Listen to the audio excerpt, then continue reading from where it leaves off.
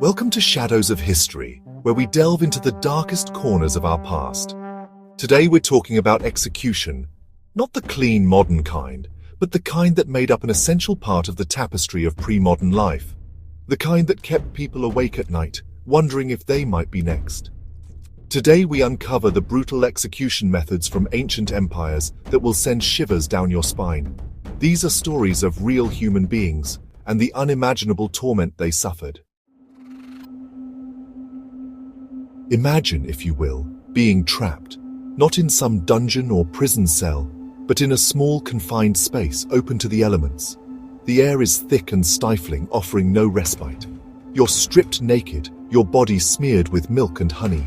The mixture clings to your skin, making every movement a sticky, uncomfortable ordeal.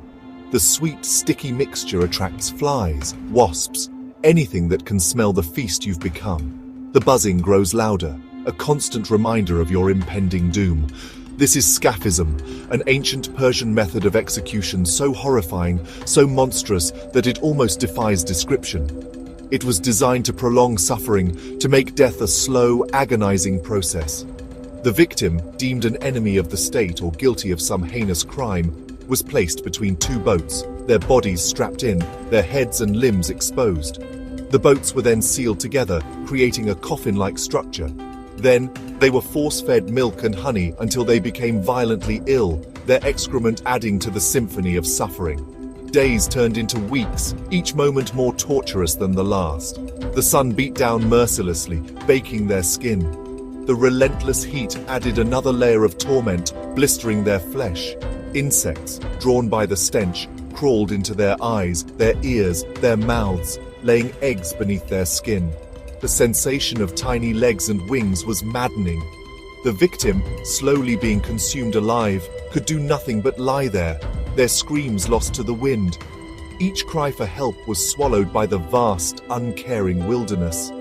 The Persians, it seemed, understood that the true measure of an execution lay not just in its brutality, but in its ability to inspire terror. They perfected the art of making death a spectacle, a warning to all who dared defy them. It's perhaps the most infamous image in human history. A man, nailed to a wooden cross, left to die a slow and agonizing death. This brutal method of execution has been etched into the collective memory of humanity, symbolizing the extreme lengths to which the Roman Empire would go to maintain control. Crucifixion, the signature execution method of the Roman Empire, was designed not just to kill, but to make an example of those who dared to defy Roman authority. It was a calculated act of terror, meant to deter any thoughts of rebellion or dissent among the populace. Imagine the scene, a condemned prisoner, stripped naked and flogged within an inch of their life, forced to carry the heavy crossbeam to the place of execution. The journey itself was a form of torture, a public parade of suffering meant to humiliate and break the spirit of the condemned. The crowds watch as the prisoner is thrown onto the rough wood, their hands and feet nailed or tied to the cross. Each nail driven into flesh was a reminder of the power and ruthlessness of the Roman state. The pain is immediate, excruciating. The agony was not just physical but psychological, as the condemned knew that their suffering was a spectacle for the masses. Death, when it came, was usually from asphyxiation or cardiac arrest, but it could take hours, even days. The prolonged suffering was a testament to the cruelty of the method. Crucifixion was more than just an execution. It was a public spectacle, a gruesome display of power designed to instill fear and obedience. It was a stark reminder of the consequences of defying the might of Rome, a chilling warning to all who witnessed it. Of all the horrors ever devised by the human mind, flaying stands as a chilling testament to our capacity for cruelty. Imagine, if you can bear it, the feeling of your own skin being slowly peeled away, your raw flesh exposed to the elements. This was the fate that awaited those condemned to die by flaying.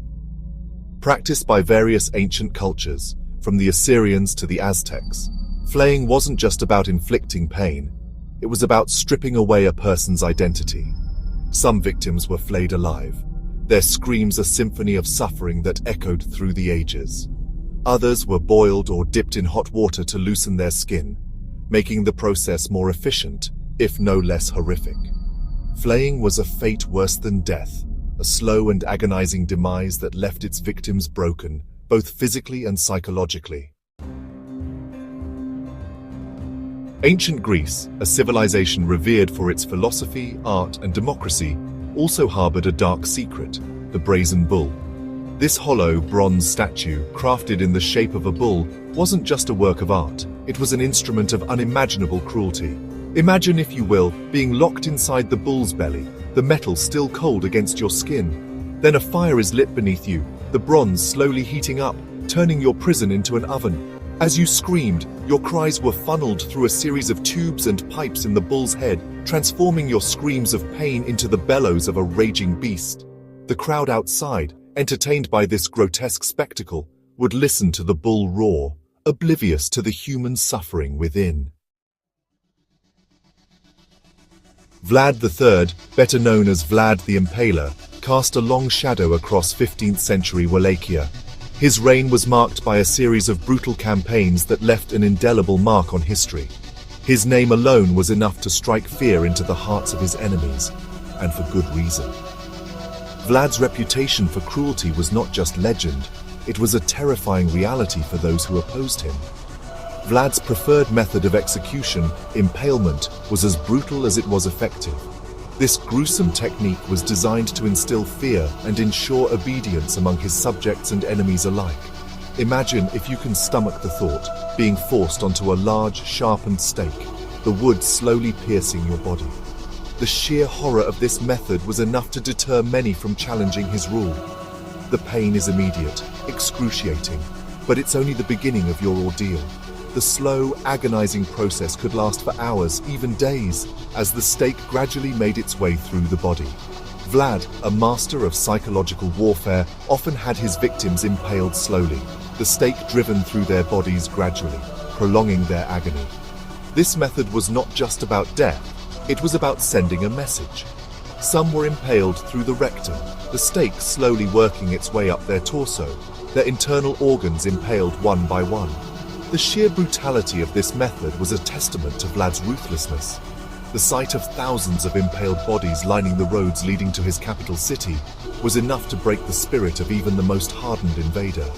This macabre display served as a grim warning to all who dared to defy him. These methods remind us of the dark and brutal lengths to which humanity has gone in the past. They stand as grim monuments to our capacity for cruelty, a stark reminder of the darkness that can lurk within the human heart. But they also serve as a challenge, a reminder to strive for a better world, a world where such horrors are relegated to the history books.